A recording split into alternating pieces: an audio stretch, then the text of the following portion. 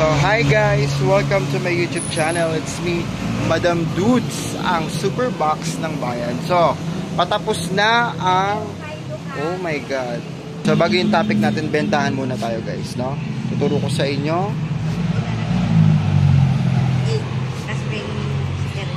Ano, ilan to?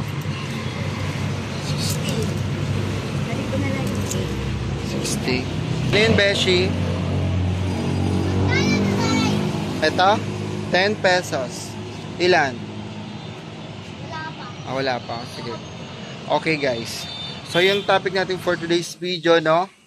Iba't ibang klase ng pag-iipon. Lalong-lalo na to guys, no? Sa may mga sari-sari store. Kasi tayo mga sari-sari store guys is pwedeng mag-ipon. Bakit kamo? Kasi may halos araw-araw na may pumapasok sa ating mga benta.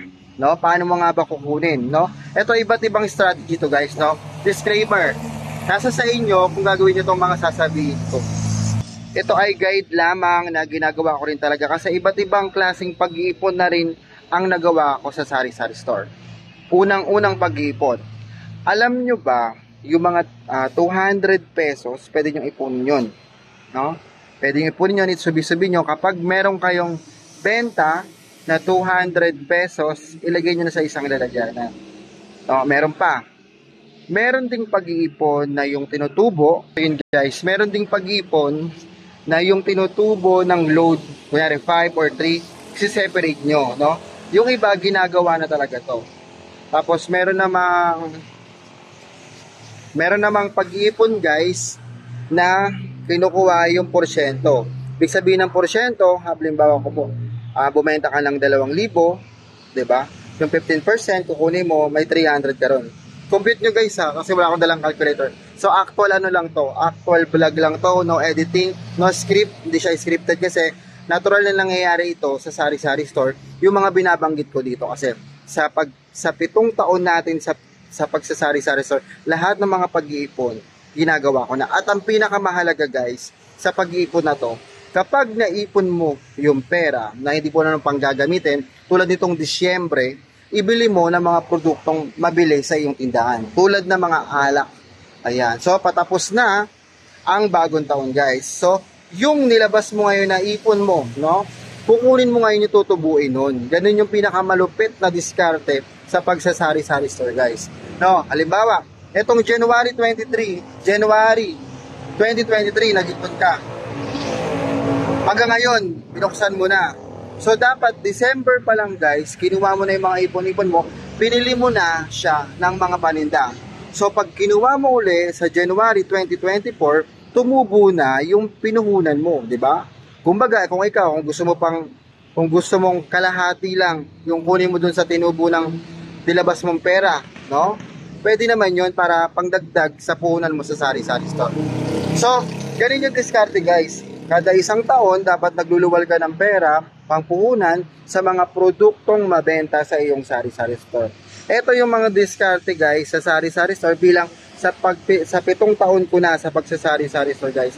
Ganun yung mga diskarte ginagawa ko. Pag may ipon ako guys, niluluwal ko yon, tapos pinamimili ko, ayun. Eh, di ba nga may utang pa ako, di ba? Ayun, pinamimili ko yun guys. Ganun ang ginagawa ko. So, unang-una, ang pag-iipon, pwede kang mag-ipon sa load.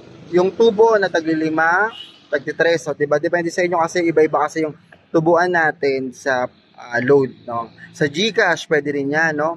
Tapos, ang pinakamalupit dyan, guys, open ka ng savings account mo para hindi mo to magalaw.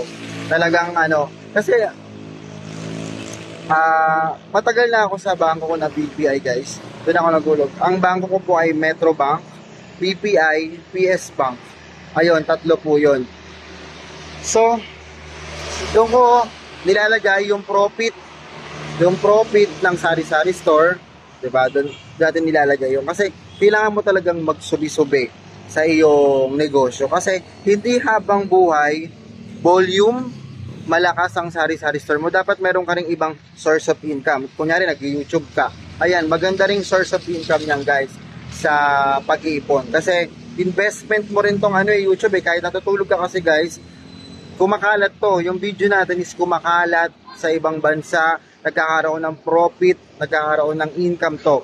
No, matyaga ka lang talaga mag-upload, Basta yung ina-upload mo is makakatulong sa kapwa mo nagnenegosyo, like sari-sari store guys. Ganun yung mga tinuturo ko dapat. So, ayun guys, ang ano ko sa inyo sa pag-iipon sa sari-sari store, ayun yung pinaka madaling way na pag-iipon sa sari-sari store. Kumuha kayo ng, depende sa inyo kung benta nyo is 2,000, kung 10% yung kunin yun, ganun lang. Wait lang. So yun guys, alalahanin nyo, sa pag-iipon, hindi naman mahalaga, hindi naman mahalaga kung magkano yung ilalagay mo sa ipon mo. Ang mahalaga, araw-araw mo itong ginagawa guys. Ayun yung pinakamaganda. Doon pa nga lang sa may tagli 5 piso, sa mga yelo, pwede mong gawin yun. Gawa ka lang ng ano, diba? Ayan na sila. So ayun guys. Ganun lang ang ginagawa ko sa aking pag-iipon guys. So, kailangan mo yun, no? Mag-iipon ka para din sa produkto. So, depende na lang sa iyo kung ano pa yung iniipon mo guys sa iyong sari-sari store. Pero, sinasuggest ko lang yung mga madadaling way na pag-iipon. So, suggest ka rin kung anong pag-iipon ba ang ginagawa mo sa iyong sari-sari store para makatulong sa ating mga viewers, no?